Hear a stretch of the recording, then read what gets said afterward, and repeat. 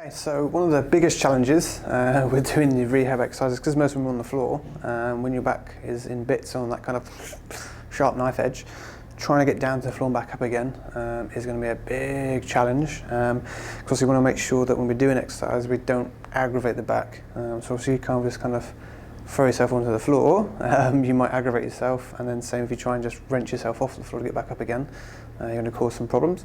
So we're going to go through a bit of a strategy to get down to the floor, and then a bit of a rough strategy to get back up again. Again, with this you need to refine it based on what you can and can't do, in terms of you might find it safer to roll to one side more than the other, or to use one leg more than the other. You just got to sort of practice it and refine it so you can get down and back up again without, smashing yourself to pieces and setting that back off into a spasm again.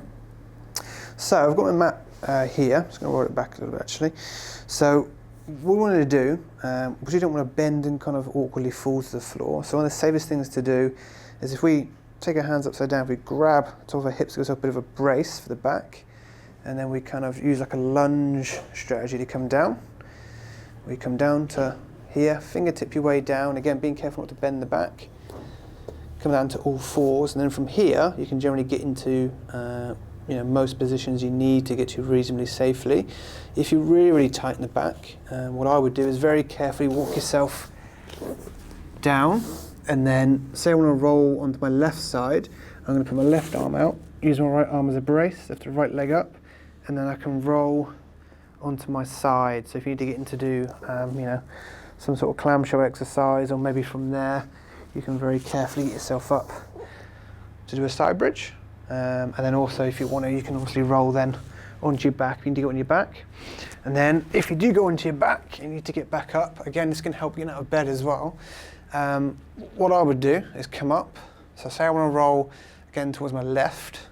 I'll bring the right leg up, the left arm gets outstretched to make it easy to roll, and then I'm going to reach across with the right hand. As I do, I'm going to push with that left leg so that the hip the hip and the shoulder move at the same time, because what's going to happen if you try and crank one before the other, that's going to twist the spine and give you a jolt of pain. So if we can push as we bring that shoulder over, and then we can gently come back to the front, get onto your forearms, gradually inch your way back up, smooth as you can, and then fingertip your way back, and then come up, grab with the thigh. One leg comes out in front, and then you can stand up. So obviously it's going to take a bit of practice, but you need to be methodical with that so that you're not needlessly aggravating the back, so that it's happy enough to let you do the exercises, but a bit of practice.